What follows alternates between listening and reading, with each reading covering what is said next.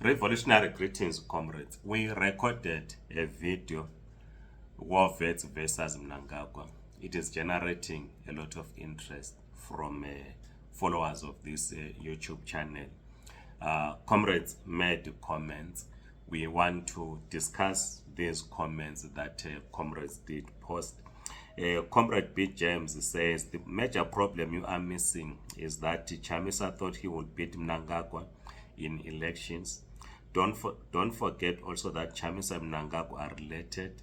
What is needed is a new direction with the different players, not the same people changing chairs and bringing in their relatives through the back door.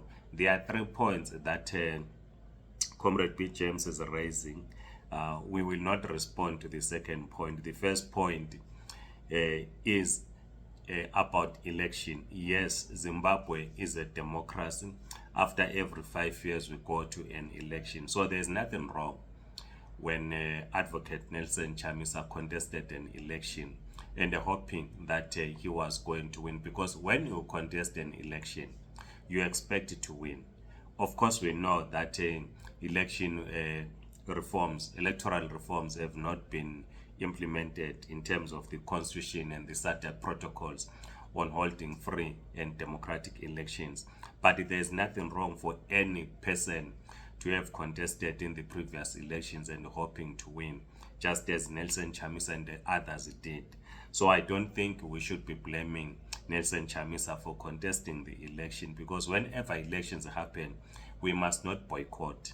We must contest the elections. Or the point that we're not going to respond to is point number 2, when Comrade B. James speaks about the relation or relationship between Chamisa and Mnangagwa, saying Chamisa is related to Mnangagwa. We will not go to that personal discussion because we are not sure of that. And also we do not see its relevance in this discussion. But the point number 3, where the comrade says what is needed is a new direction with the different players, not the same people changing chairs and bringing in their relatives through the back door.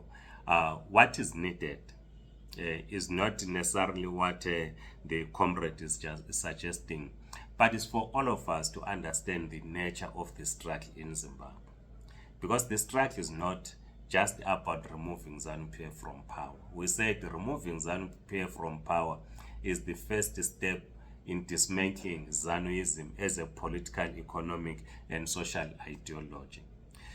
Dismantling ZANU-PF means that you are defeating, or if the moment you dismantle ZANUism, you are defeating what we refer to as the looting class.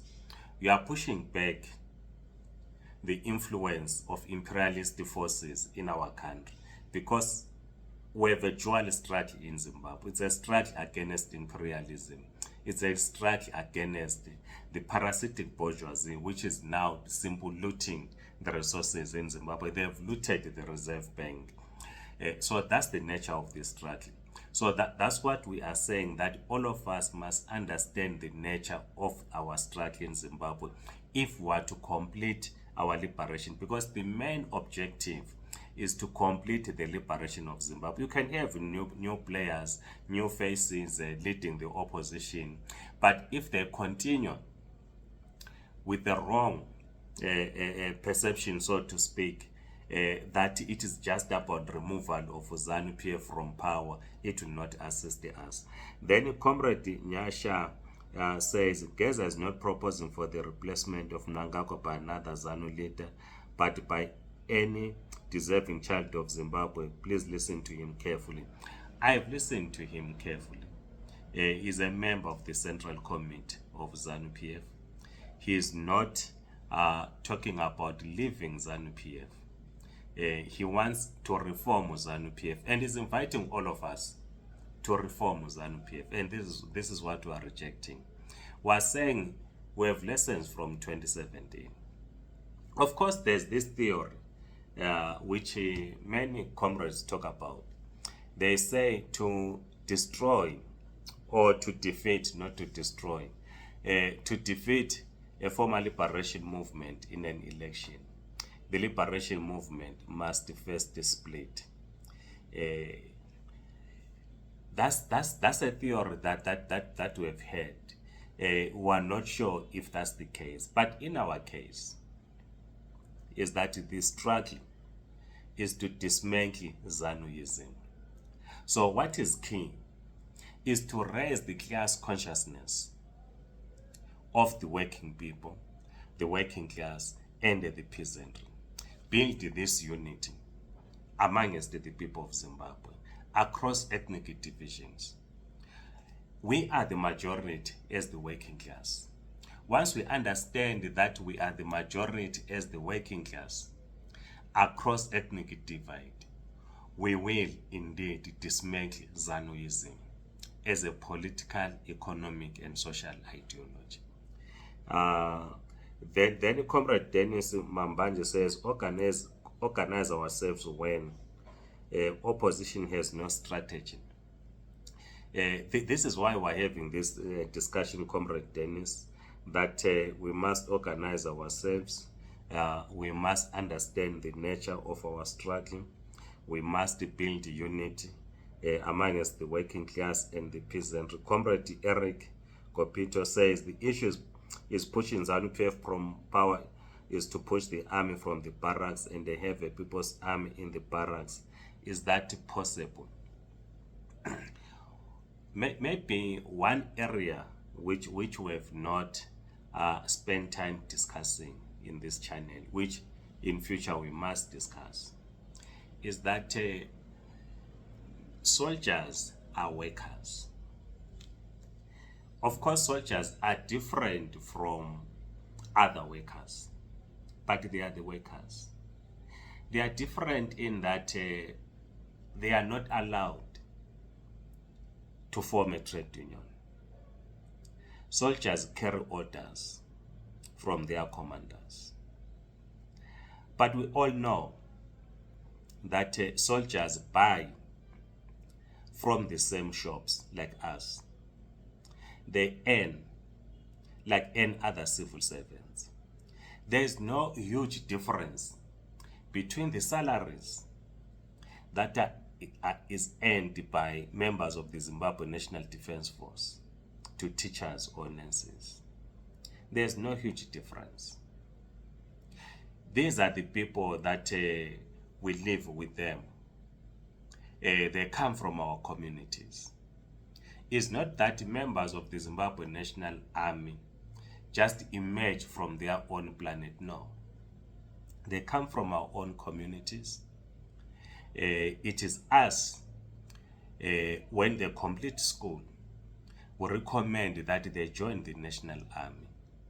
Indeed, they join the National Army and they become part of the Zimbabwe military. So they don't buy from their own shops. They live in communities. Yes, they might be in barracks, but they have families that live in communities, just like any other worker. They take care of their families. So they feel the economic impact that all of us are feeling, particularly those that are in Zimbabwe. So what is needed, in our view, is to raise their class consciousness, is to raise these issues to them. If you check, was it the 2018 elections, if I'm not mistaken, 2018 or 2023 elections, we were told that a polling station outside the Kwekwe, outside the military base, where it is said that a number of soldiers cast their votes, ZANU-PF lost. Because soldiers live in communities. When they are off duty, they go to communities. If they live in a barrack, when they are off duty, they go to their relatives in communities. They carry the burden of buying groceries for their families.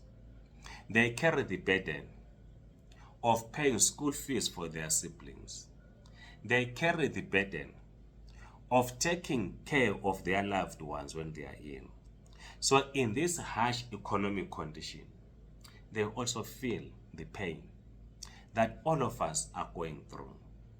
But the difference therefore is they cannot be part of a trade union because the laws in Zimbabwe do not allow them to join a trade union. Even police officers in Zimbabwe are not allowed to join a trade union. So what is needed is to raise their class consciousness. And the military is organized in a manner that you have the top brass, the elite in the military. That is rich. That is benefiting from the corruption that is happening in Zimbabwe. The ordinary soldier that does not benefit. So you have what you in a normal company, you will say the management. As you know that the management or directors of a company, you can't compare their salaries with ordinary workers. It is the same with the military. So the generals, they live in big houses.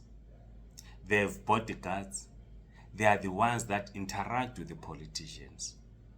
You will know that the Zimbabwe military runs businesses in Zimbabwe. But this does not benefit the ordinary soldier who is also suffering. So it is very possible that soldiers can be organized and they vote against the ruling party because they feel the pain that we are all feeling. Let's read the last comment. We'll continue to read in the next video some of the comments that have been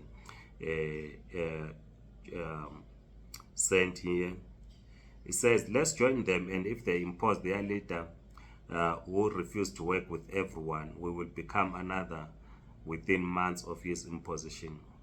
The comrade here is suggesting that all of us must join ZANU-PF, join one faction in ZANU-PF that is opposed to Mnangagwa's third term bid. If the one that takes over then behaves like Mnangagwa, we then remove that said leader. That's the invitation that we are refusing to accept. That we cannot be part of a faction in ZANU-PF. We want ZANU-PF gone. And we are saying we have the power as the majority of Zimbabweans